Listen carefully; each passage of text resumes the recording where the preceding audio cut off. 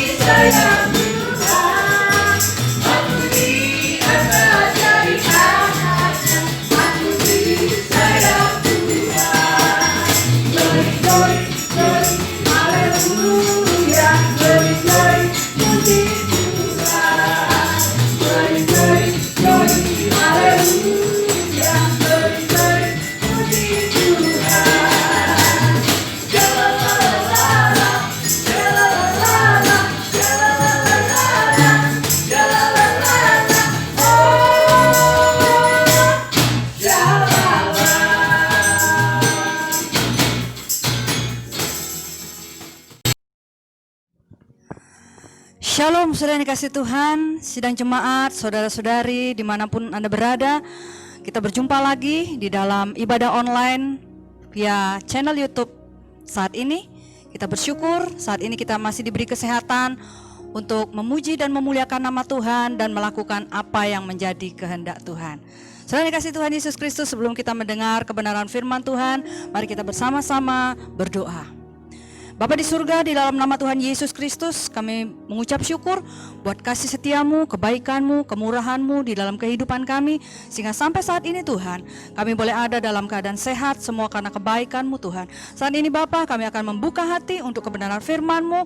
Mari Tuhan, kiranya Engkau berkata-kata melalui hamba-Mu Tuhan, menyampaikan isi hati-Mu, sehingga kami semua boleh menjadi pelaku firman-Mu, dan kami boleh bertumbuh di dalam iman percaya kami kepada Engkau.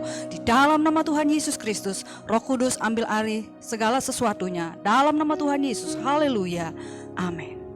Saudara dikasih Tuhan Yesus Kristus, saat ini kita berada di minggu kedua di bulan Agustus, yaitu tepatnya pada tanggal 9 Agustus 2020.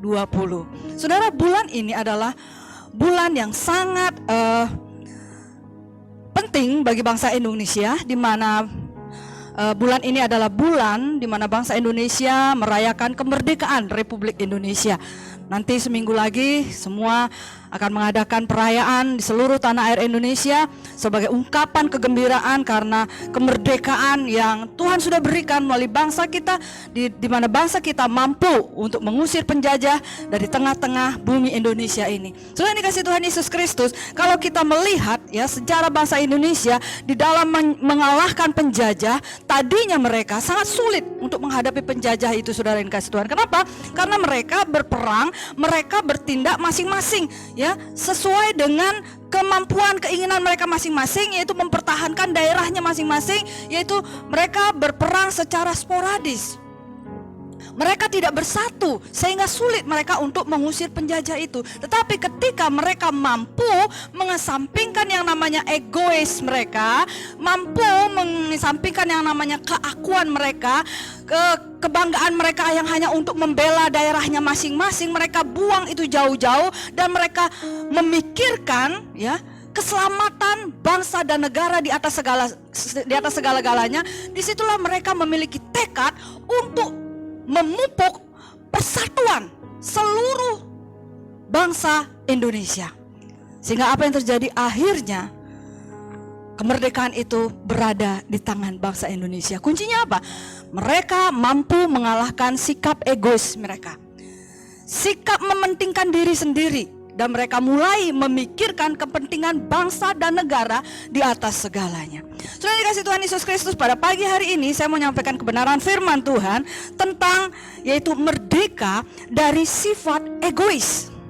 Merdeka dari sifat egois. Saudara dikasih Tuhan, kita berpikir bahwa sifat egois itu mungkin hal yang biasa saja. Tetapi saudara dikasih Tuhan, kalau sifat egois ini kita pelihara dari hari ke hari, itu akan banyak merugikan baik saudara maupun orang lain. Nah, firman Tuhan saya akan membagikan kepada kita semua di dalam Roma pasal yang ke-15 ayat 1 sampai dengan 2. Roma pasal 15 ayat 1 sampai dengan 2, demikian bunyi firman Tuhan. Kita yang kuat wajib menanggung kelemahan orang yang tidak kuat. Dan jangan kita mencari kesenangan kita sendiri. Setiap orang di antara kita harus mencari kesenangan sesama kita demi kebaikannya untuk membangunnya. Ya, sekali lagi saya mau tekankan di sini di dalam ayat yang kedua, setiap orang di antara kita harus mencari kesenangan sesama kita demi kebaikannya untuk membangunnya. Nah, saudara yang dikasih Tuhan Yesus Kristus, sifat egois atau egoisme ya merupakan suatu dorongan yang kuat ya untuk mempertahankan dan meningkatkan pandangan yang hanya menguntungkan diri sendiri. Artinya saudara yang dikasih Tuhan, menempatkan diri di tengah satu tujuan serta tidak peduli dengan penderitaan orang lain, termasuk orang-orang yang dikasihi. Saudara mau tahu ciri-ciri orang yang egois itu seperti apa? Mari kita melihat sini. Orang yang egois itu yang pertama adalah tidak merasa bersalah jika merepotkan orang lain. Dia tidak merasa bersalah jika dia merepotkan orang lain. Padahal mungkin orang lain ya punya segudang pekerjaan, setumpuk pekerjaan, tetapi dia mau supaya urusannya, pekerjaannya cepat selesai. Bahkan dia meminta pertolongan kepada orang yang sedang repot itu di waktu yang tidak tepat, dan dia mau hal itu dikerjakan oleh orang lain untuk dirinya sendiri. Nah, inilah ciri-ciri orang yang egois ya. Jadi dia itu tidak merasa bersalah jika merepotkan orang lain, padahal dia tahu situasi orang lain yang dia minta pertolongan itu sedang repot ya, dengan sedang situasi yang tidak tepat, tapi dia memaksakan kehendaknya supaya orang lain membantu pekerjaannya agar pekerjaannya cepat selesai. Nah, itu yang pertama. Kemudian yang kedua, saudara yang kasih Tuhan, ciri orang yang egois itu adalah dia selalu ingin ya dinomorsatukan dalam segala hal. Menjadi prioritas bagi semua orang adalah hal yang dia inginkan. Dia mau supaya semua orang harus selalu ada untuk dirinya, didukung dari segala macam segi, baik dari segi moral maupun material ya. Dia mau supaya orang lain itu fokus kepada dirinya. Yang penting aku nih diuntungkan, aku dinomorsatukan, orang lain ntar dulu, orang lain belakangan. Jadi dia merasa bahwa dirinya itu seolah-olah sebagai sosok yang menjadi pusat perhatian. Itu ciri-ciri orang yang egois. Kemudian yang selanjutnya saya kasih Tuhan, orang yang egois itu seperti apa? Dia itu sangat jarang menghargai usaha dan kerja keras orang lain. Padahal orang lain itu sudah berusaha sebaik mungkin ya, sebagus mungkin melakukan apa yang menjadi permintaan kita ya. Tapi ketika selesai hasil kerjanya tidak ada pujian sama sekali. Dianggap itu sesuatu hal yang wajar. Wajar kamu melakukannya untuk saya karena saya pemimpin. Wajar kamu melakukannya saya karena saya atasan. Tidak ada reward, tidak ada penghargaan kepada bawahan atau orang yang dipimpinnya. Nah, ini saudara yang kasih Tuhan, salah satu sifat yaitu egois yang dimiliki seseorang, jarang menghargai usaha dan kerja keras orang lain. Kemudian selanjutnya, bagaimana ciri orang yang egois itu? Dia selalu merasa bahwa dirinya itu benar dan orang lain yang salah. Orang egois itu sangat enggan untuk mengintrospeksi dirinya sendiri. Dia berpikir kalau dirinya diintrospeksi orang lain itu akan menurunkan derajatnya. Sehingga dia hanya maunya mengintrospeksi orang lain, mengoreksi orang lain ya. Tetapi dia tidak mau dikoreksi. Nah, ini salah satu sifat dari orang yang egois. Nah, ini sangat bertentangan dengan apa yang Tuhan mau. Jadi kita harus mau, saudaraku, menjadi orang yang dikoreksi. Kemudian apa lagi? Ciri-ciri orang yang egois itu adalah tidak mau mempertimbangkan, apalagi menerima masukan dari orang lain. Ya, ada saran, ya, ada nasihat, itu sangat sulit dia terima. Bahkan sangat tidak mau. Kenapa? Karena bagi orang yang egois itu, kalau dia berani atau mau menerima masukan, ya, atau kritik dari orang lain, apalagi dari bawahan, ya, itu adalah hal yang akan menurunkan derajatnya. Dia merasa bahwa derajatnya akan turun, harga dirinya akan turun, harga dirinya akan jatuh. Padahal nasihat atau pertimbangan, ya, saran yang diberikan oleh orang lain, mungkin bahkan oleh bawahan, itu sangat mendukung, sangat bermanfaat untuk kemajuan dirinya dan juga instansi atau organisasi tertentu yang dia pimpin. Tetapi dia sangat sulit menerima hal itu. Nah, ini namanya ciri-ciri orang yang egois. Jadi ada beberapa macam ciri-ciri orang yang egois itu, seperti yang saya sudah sebutkan tadi di atas. Nah, sekarang saudara kasih Tuhan, apa akibatnya jika kita menjadi orang yang egois? Akibatnya itu seperti apa? Apa yang akan kita rasakan? Apa yang akan kita alami jika kita tetap mempertahankan diri kita menjadi orang yang egois? Yang pertama adalah dia tidak punya tujuan dalam hidup.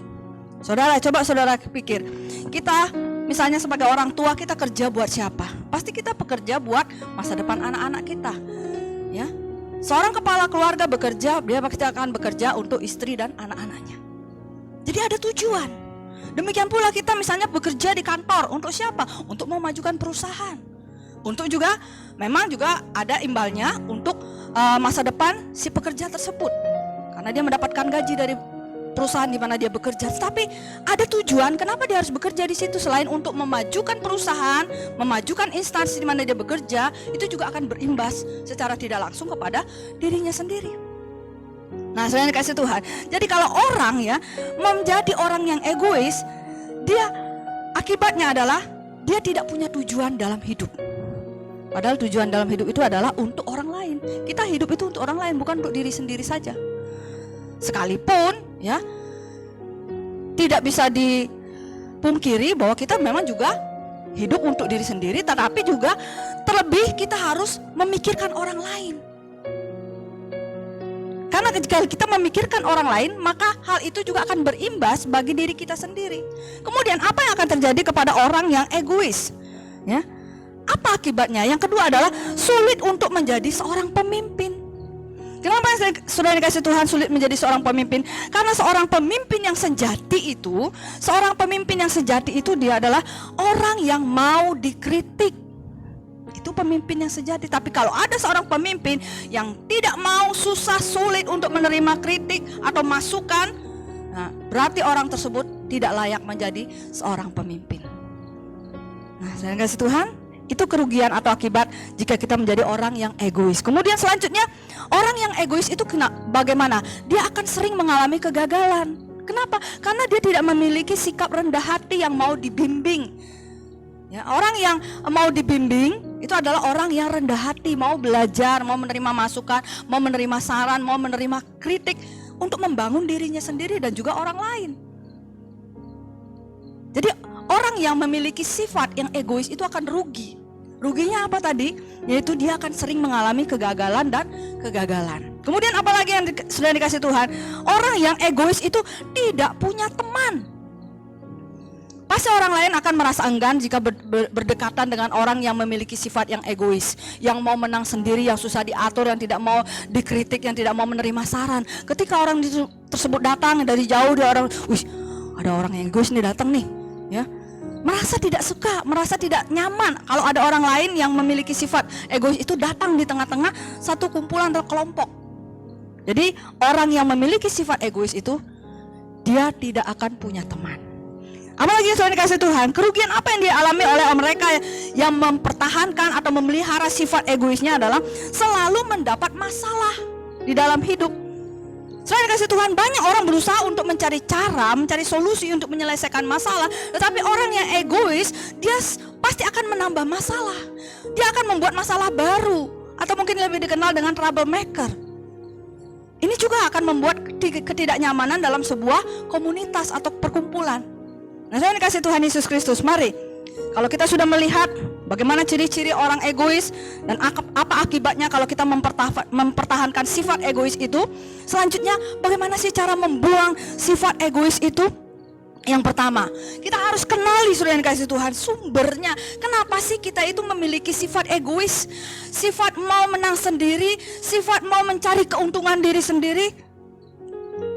Yang pertama mungkin karena dia takut tidak mendapat perhatian.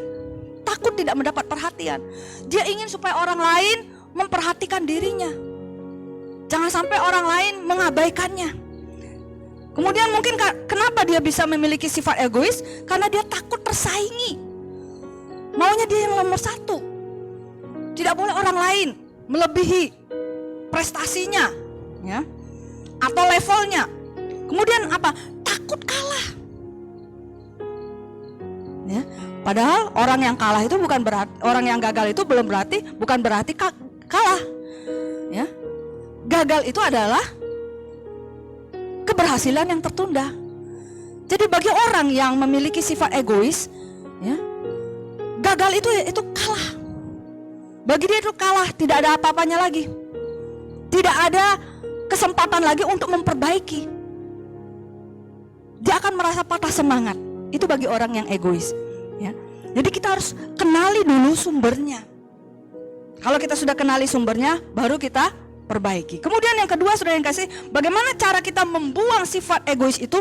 Mulailah tumbuhkan rasa empati.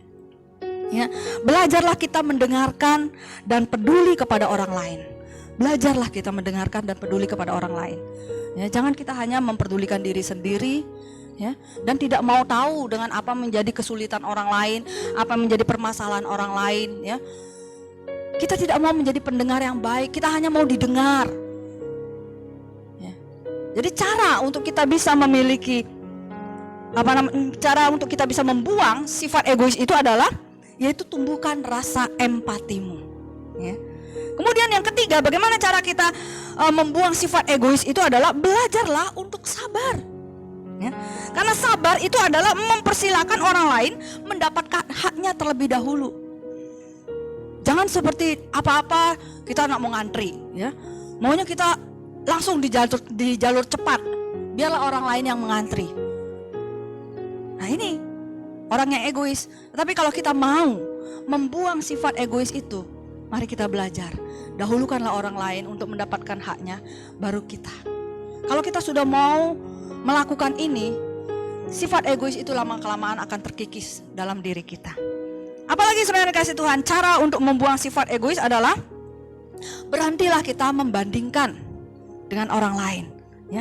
Berusahalah untuk menerima keadaan diri sendiri dan kenyataan dalam hidup tentang orang lain. Kalau orang lain itu lebih berhasil dari kita, kalau orang lain itu prestasinya lebih oke dari kita, kalau orang lain itu jabatannya lebih tinggi dari kita, kalau orang lain itu kedudukannya lebih hebat dari kita, sementara kita mungkin masih di posisi yang ini, nah itu kita syukuri. Itu namanya bisa menerima keadaan. Tidak membanding-bandingkan dengan orang lain. Itu cara kita untuk membuang yang namanya sifat egois itu. Kemudian apa lagi yang dikasih Tuhan? Sudah dikasih Tuhan adalah kembangkanlah prasangka baik terhadap orang lain. Buang prasangka buruk, buang prasangka negatif kepada orang lain, ya. Mari kita belajar berpikiran yang positif dalam segala hal. Karena hal itu akan membawa aura positif juga dalam setiap tingkah kita, dalam setiap perkataan kita. Ketika kita pikiran kita memikirkan hal yang positif, maka perkataan kita, perbuatan kita itu juga akan ditunjang oleh pikiran yang positif itu. Kemudian selanjutnya, bagaimana cara kita membuang sifat egois itu? Adalah cobalah lebih ramah lagi kepada orang lain. Jangan engkau susah melempar senyum kepada orang lain, kepada bawahan, kepada teman-teman, kepada saudara-saudara yang lain. Ketika kita berjumpa dengan orang lain, sekalipun mungkin itu orang asing yang tidak kita kenal, dengan melempar senyuman saja, orang lain itu akan merasa dihargai. Wow, kita belum kenal tapi dia begitu hormat, begitu murah senyum, ya. Asal jangan senyum-senyum sendiri, saudara yang kasih Tuhan, ya. Tapi kita senyum, melempar senyum kepada orang lain, itu pertanda bahwa kita menghargai orang lain tersebut. Daripada kita ketemu dengan orang lain memasang muka cemberut, ya, maka ketika orang lain berjumpa dengan kita, kesan pertama saja sudah tidak enak. Kenapa? Melihat wajah kita yang cemberut. Tapi ketika melihat wajah kita yang senyum, ya, orang akan bersemangat melakukan aktivitasnya. Bahkan semangat juga melakukan sebuah pekerjaan. Kenapa? Hanya sebuah senyuman saja yang kita lempar. Nah, itu cara kita, saudara yang kasih Tuhan, belajar untuk membuang yang namanya sifat egois itu. Itu belajarlah untuk melempar senyum kepada orang lain, bersikap ramah. Kemudian selanjutnya bagaimana cara kita itu untuk membuang sifat egois? Yang ketujuh adalah belajar untuk mulai membantu orang lain. Ya, artinya ringan tangan. Ya, nggak hanya berpangku tangan melihat orang lain bekerja, bahkan bekerja untuk kita. Apalagi pekerjaan itu sudah selesai, kita tidak pernah menghargai, kita menganggap bahwa dia memang wajar melakukannya untuk kita. Itu hal yang salah. Tetapi ketika kita melihat orang lain sedang sibuk, ya, dengan pekerjaannya, ya, sedangkan kita mungkin masih bisa menghandle pekerjaan kita, kemudian kita meluangkan waktu untuk membantu orang lain, teman kita, teman sepekerjaan dengan kita, teman sekantor dengan kita, meringankan pekerjaannya, itu akan mendatangkan sukacita, mendatangkan kebahagiaan bagi orang yang kita bantu dan juga bagi diri kita sendiri. Kenapa? Karena kita sudah melakukan yang terbaik bagi orang lain. Itu menggambarkan sifat yang tidak egois. Kalau saudara belajar melakukan ini, maka lama-kelamaan sifat egois yang ada dalam diri kita itu akan terbuang dari diri kita. Kemudian yang ke-8, bagaimana cara kita untuk belajar membuang sifat egois itu adalah belajarlah kita introspeksi diri. Apakah yang saya sudah lakukan ini benar? Apakah yang saya lakukan ini menyakiti orang lain atau tidak? Menyinggung perasaan orang lain atau tidak? Mari kita introspeksi diri sendiri, periksa diri sendiri. Jangan kita hanya mau mengintrospeksi orang lain, mau mengkritik orang lain, tetapi kita tidak mengkritik diri sendiri. Kita tidak memeriksa introspeksi kepada diri sendiri. Apa yang saya lakukan ini salah atau benar? Kemudian selanjutnya, bagaimana cara kita membuang sifat egois itu? Yang ke-9 adalah belajar bersikap dewasa, membuang sifat kekanak-kanakan. Hanya orang yang bersifat kekanak-kanakan saja yang semuanya hanya untuk dirinya sendiri. Coba kalau kita perhatikan anak kecil, ya, kalau dia pegang mainan, datang temannya mau pinjam mainannya, apa yang dia lakukan? Dia pasti akan tarik jauh-jauh mainannya. Punya aku, ya. Nah, jadi kita jangan seperti itu. Kita harus mau, ya, melepaskan yang namanya sifat kekanak-kanakan itu. Mulailah bersikap dewasa. Jangan hanya mau diperhatikan tapi belajar memperhatikan orang lain. Jangan mau dihargai tapi belajar menghargai orang lain, ya.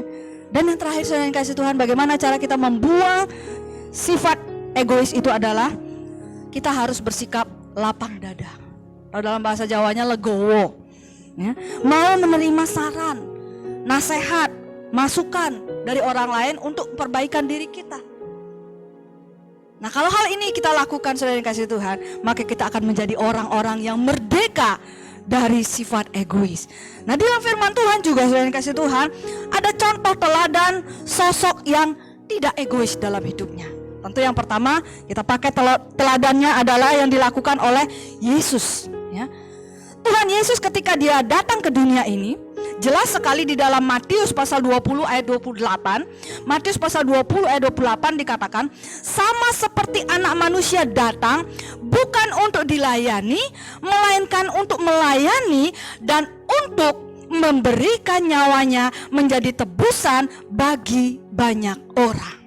Jadi ketika Tuhan Yesus datang ke dunia ini menjelma menjadi manusia, dia katakan, aku datang bukan untuk dilayani, melainkan untuk melayani dan memberikan nyawaku menjadi tebusan bagi banyak orang.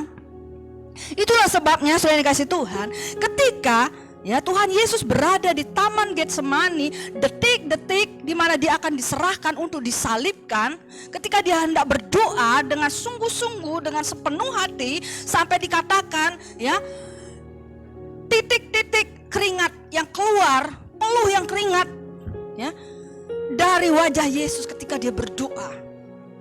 Karena dia berdoa dengan sepenuh hati, dengan tidak sungguh-sungguh, peluh yang keluar itu saudara yang kasih Tuhan berubah menjadi titik-titik darah. Saking dia bergumulnya, karena dia saat itu memakai tubuh manusia 100% dan dia akan menghadapi yang namanya penyalipan itu saudara yang kasih Tuhan, sebagai tugas yang harus diemban untuk keselamatan umat manusia dari dosa, agar umat manusia ini yang berdosa itu ditebus oleh pengorbanan darah anak domba Allah, yaitu Tuhan Yesus Kristus.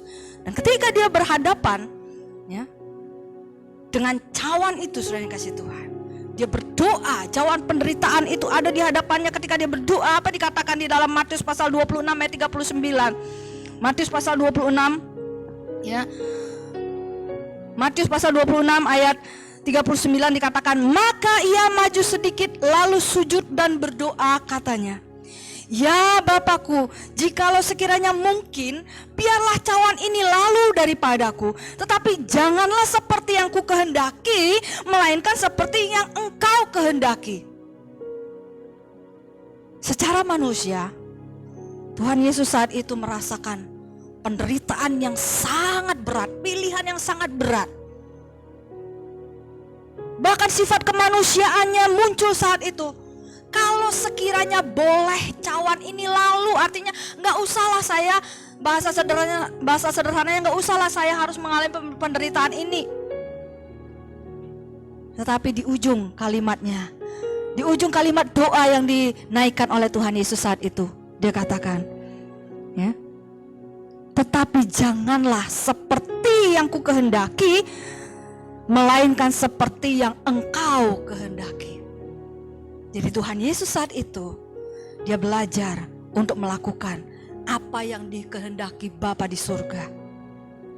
Itu karena dia ditugaskan turun ke dunia ini, menjelma menjadi manusia untuk menyelamatkan umat manusia. Itulah sebabnya ketika dia berada di muka bumi ini, berada di tengah-tengah manusia, dia rela, lahir pun dia harus berada di kandang yang hina. Padahal seorang raja di atas segala raja, Tuhan di atas segala Tuhan, dia bisa saja lahir di istana yang megah, yang mewah, tapi dia rela lahir di kandang yang hina.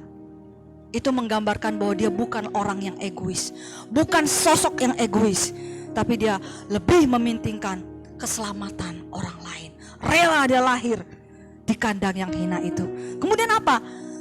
Ketika dia dalam perjalanan hidupnya, di dalam perjalanan pelayanannya di tengah-tengah dunia ini, dia rela dihina, dia rela dicaci, dia rela dimaki, bahkan mati di kayu salib. Untuk siapa? Untuk saya dan saudara. Kenapa? Karena dia mengasihi saya dan saudara. Yesus datang ke dunia ini bukan untuk mencari keuntungan bagi diri sendiri, bukan supaya orang lain menghormati dia, bukan dia mau supaya orang lain menomorsatukan dia, tetapi dia datang ke dunia ini bukan untuk dilayani, tetapi melayani saya dan saudara. Supaya apa? Supaya saya dan saudara boleh dibebaskan dari yang namanya belenggu dosa itu, sehingga kita boleh menjadi orang-orang yang dimerdekakan. Kemudian sosok yang kedua yang kita boleh belajar dari kebenaran firman Tuhan adalah Rasul Paulus. Seorang rasul besar ya, yang memiliki latar belakang yang sangat luar biasa. Tetapi di dalam Filipi pasal 1 ayat 21 dikatakan, karena bagiku hidup adalah Kristus dan mati adalah keuntungan. Dikatakan kalau aku hidup bukan untuk aku lagi, bukan untuk diriku, bukan untuk menarik keuntungan buat diriku, tapi aku hidup adalah untuk Kristus. Artinya segala tindakan perbuatan yang dia lakukan semata-mata itu hanya untuk Tuhan, bukan untuk dirinya sendiri.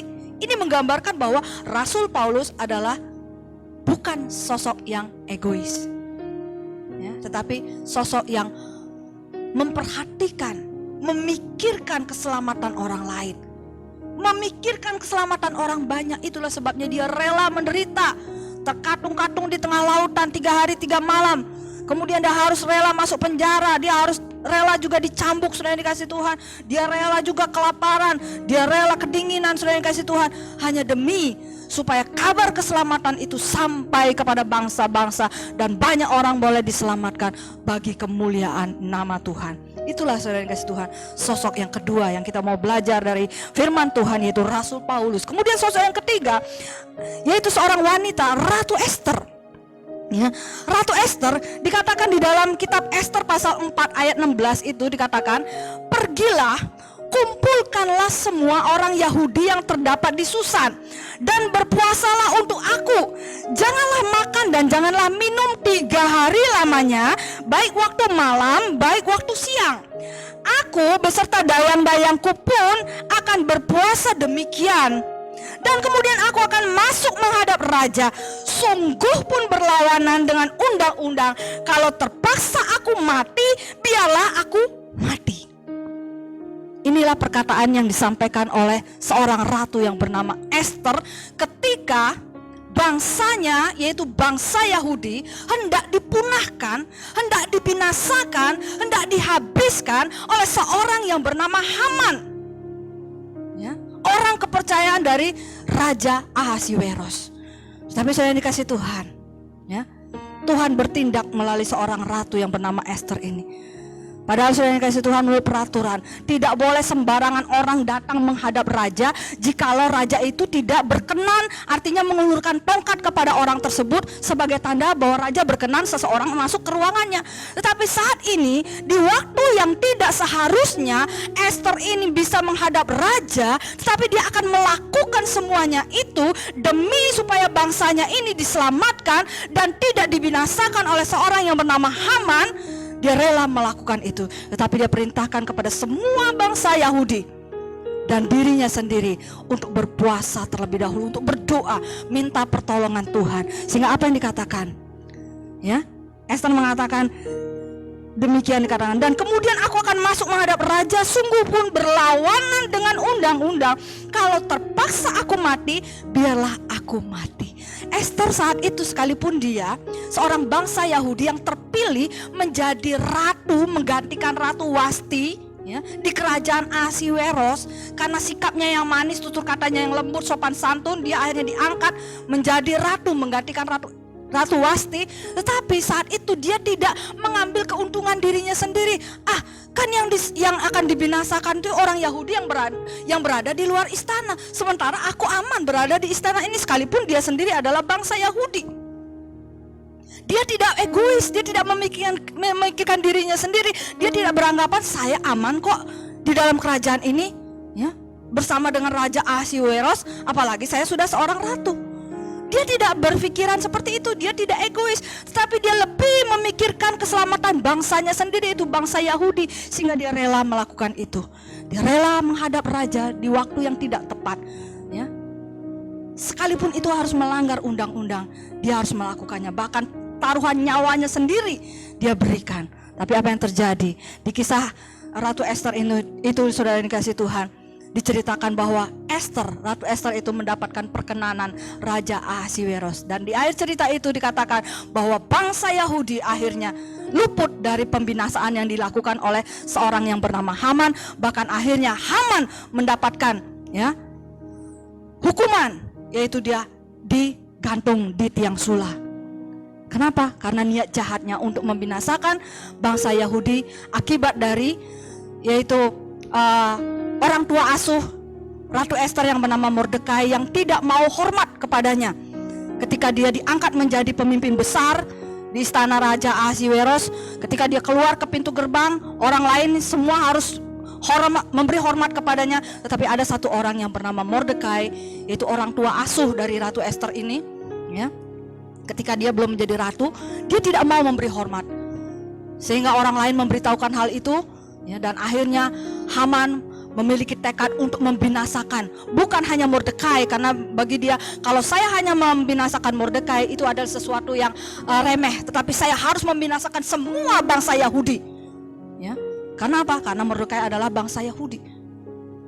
Jadi niat jahatnya itu dapat digagalkan oleh sifat, ya, yang dimiliki oleh Ratu Ester, yaitu dia adalah sosok yang memikirkan keselamatan orang lain, memikirkan kepentingan orang banyak daripada keselamatan dan kepentingan dirinya sendiri. Nah, selain kasih Tuhan Yesus Kristus, 3 sosok teladan yang kita bisa belajar dari firman Tuhan. Yang pertama adalah Tuhan Yesus, yang kedua adalah Rasul Paulus, yang ketiga adalah Ratu Esther, dan masih ada banyak lain tokoh Alkitab yang tidak bisa saya sebutkan pada pagi hari ini. Tapi kita mau belajar bahwa semuanya itu dapat dilakukan ketika di dalam diri kita ada kasih. Kasihlah landasan yang paling utama.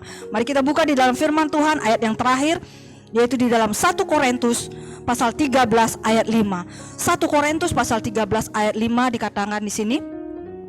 Saya mulai dari ayat 4. 1 Korintus pasal 13 ayat 4 sampai 5. Kasih itu sabar, kasih itu murah hati, ia tidak cemburu, ia tidak memegahkan diri dan tidak sombong. Dan yang kelima dikatakan, ia tidak melakukan yang tidak sopan dan tidak mencari keuntungan diri sendiri. Ia tidak pemarah dan tidak menyimpan kesalahan orang lain. Jadi di dalam kasih itu ada yang namanya tidak mencari keuntungan diri sendiri. Jadi kenapa Tuhan Yesus sanggup melakukan semuanya itu? Karena ada kasih yang terbesar di dalam pribadi Yesus. Untuk jiwa-jiwa yang terhilang, untuk jiwa-jiwa yang berdosa. Demikian pula kenapa Rasul Paulus, ya, dia rela menderita karena dia memikirkan supaya banyak orang boleh diselamatkan. Karena ada kasih yang besar di dalam diri Rasul Paulus. Demikian pula Ratu Esther. Kenapa dia sanggup melakukan itu? Karena ada kasih yang besar di dalam hatinya. Dia mengasihi bangsanya, yaitu bangsa Yahudi. Sehingga dia tidak egois memikirkan kepentingan keuntungan diri sendiri, tetapi dia memikirkan bangsanya, yaitu bangsa Yahudi, supaya diselamatkan. Nah, saudara dikasih Tuhan Yesus Kristus, firman Tuhan pada pagi hari ini mengajarkan kita, jika kita ingin merdeka dari namanya sifat egois itu, mari kita lakukan firman Tuhan ini. Milikilah kasih itu sebagai dasar dari segala sesuatunya. Dan juga bagaimana cara kita membuang sifat-sifat yang egois yang sudah saya sebutkan tadi. Mari kita belajar lakukan itu, ya. Kenalilah sumbernya. Mulailah kita tumbuhkan rasa empati. Kemudian belajarlah kita untuk bersabar. Berhentilah kita membandingkan diri kita dengan orang lain. Kemudian kembangkanlah prasangka atau pikiran yang baik kepada orang lain. Dan cobalah untuk lebih ramah lagi. Lempar senyum kepada orang lain. Dan belajarlah untuk mulai membantu orang lain. Belajar juga menintrospeksi diri. Belajar juga bersikap dewasa. Dan mari kita bersikap lapang dada. Puji nama Tuhan. Mari kita datang kepada Tuhan. Bapa yang baik, di dalam nama Tuhan Yesus Kristus, terima kasih buat kebenaran firman-Mu pada pagi hari ini. Tuhan, firman-Mu sudah hamba sampaikan. Biarlah Roh Kudus-Mu akan menerjemahkan, menguraikan lebih dalam lagi di dalam setiap hati pikiran kami yang mendengarkan firman-Mu, ya Tuhan, agar kami boleh mengerti apa yang menjadi kehendak-Mu, supaya kami boleh menjadi orang yang tidak egois, tetapi kami boleh menjadi orang yang merdeka dari sifat egois. Dan kami boleh menjadi orang yang penuh kasih, memikirkan orang lain daripada kepentingan diri sendiri. Terima kasih Bapa di surga. Berkati seluruh sidang jemaat-Mu. Berkati saudara-saudara kami dimanapun mereka berada. Tuhan tolong setiap rumah tangga mereka. Tuhan beri keharmonisan. Tuhan beri berkat-berkat-Mu Tuhan. Cukupkan setiap kebutuhan umat-Mu, ya Bapa. Usaha pekerjaan mereka juga Tuhan buatlah berhasil, ya Bapa. Demikian pula Tuhan Yesus, kami berdoa supaya iman kami boleh senantiasa bertumbuh di dalam kebenaran firman-Mu. Kami juga tak lupa berdoa buat bangsa dan negara kami, di mana kami boleh bertempat saat ini. Tuhan tolong Tuhan, para pemimpin kami, beri hikmat akal budi kebijaksanaan kepada mereka. Sehingga bangsa ini Tuhan boleh menjadi bangsa yang berdiri kokoh, di mana di dalamnya Tuhan ada keadilan, ada kesejahteraan, ada kemakmuran. Sekalipun kami harus bersama-sama menghadapi yang namanya pandemi COVID-19 ini, tetapi dengan sehati, dengan persatuan Tuhan yang kokoh, kami dapat melewati semuanya itu. Kami akan tampil menjadi pemenang, ya Tuhan. Terima kasih Bapa. Berkati TNI Polri, berkati aparat pemerintah dari tingkat yang tertinggi sampai tingkat yang terendah. Bahkan kami juga tak lupa berdoa bagi tim medis Tuhan yang bekerja keras, ya Tuhan, untuk mengobati mereka yang sedang Tuhan terpapar oleh COVID-19. Orang mereka yang sedang sakit, ya Tuhan, terbaring di rumah sakit. Tuhan berikan kemampuan, kekuatan kepada mereka, dokter dan tim medis, supaya mereka dapat melakukannya dengan sukacita, dengan kekuatan yang daripada Tuhan. Terima kasih Bapa di surga, pulihkan keadaan kami. Kalau ada yang sakit ya Tuhan, mari Tuhan jamah Engkau sembuhkan dengan kuasa bilur-Mu. Kalau ada yang lemah Tuhan, kalau ada yang dalam penderitaan, mari Tuhan kiranya Engkau angkat penderitaan mereka, Tuhan gantikan dengan sukacita. Kalau ada yang mungkin Tuhan dalam kesusahan, kesulitan ekonomi, mari Tuhan Kau buka jalan ya Bapa.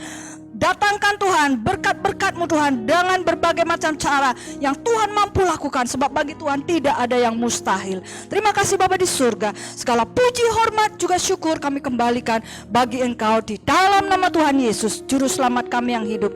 Kami berdoa dan mengucap syukur. Haleluya, amin.